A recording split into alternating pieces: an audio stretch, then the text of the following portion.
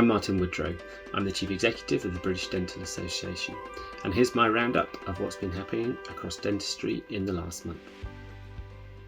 The month saw the return of patients queuing outside practices in England to try to get NHS treatment, scenes that belong back in the Soviet bloc.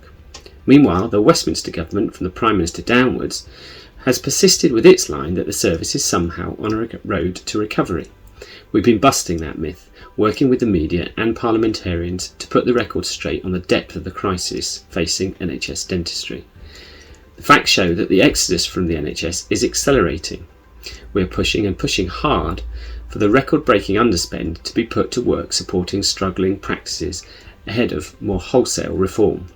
We now anticipate a government dental recovery plan coming, so look out for that within the next month.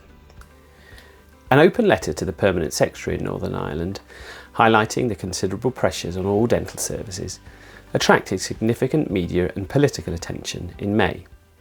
We followed that up, hitting out strongly against £1/3 billion of cuts to the health budget, which included an end to the current 10% fee enhancement under the Rebuilding Support Scheme at the end of June.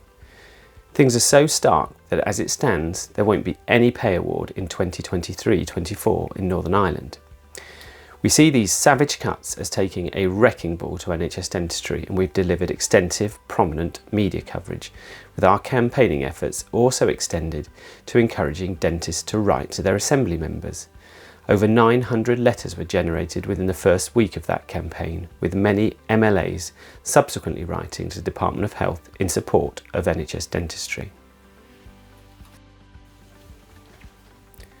Formal discussions have now commenced between the Scottish Government and the BDA Scottish Dental Practice Committee on future fees for the revised Statement of Dental Remuneration. This is a key moment for the profession and for the future of NHS dentistry in Scotland. The discussions are confidential, but we will share more information and keep you up to date when we're able to. We will be doing everything in our power to secure a fair deal for the profession. In early May, Ministers told the Scottish Parliament not to worry, that changes to the contract and funding model are in hand. But the reality is that practices need certainty.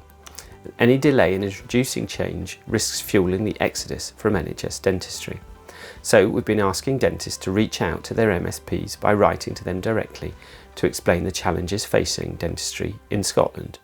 We need the Scottish Government to take responsibility and show real ambition.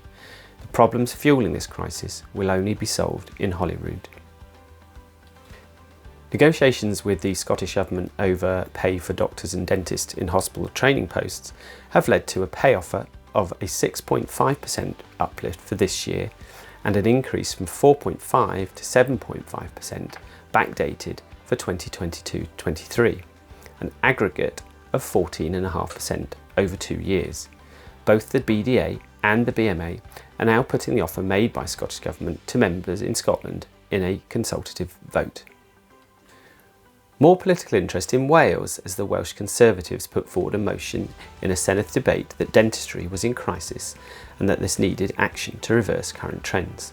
They called on the Minister to work with us to increase access, highlighting our investigation last year, which found that 93% of NHS dental practices in Wales were not taking on new adult patients.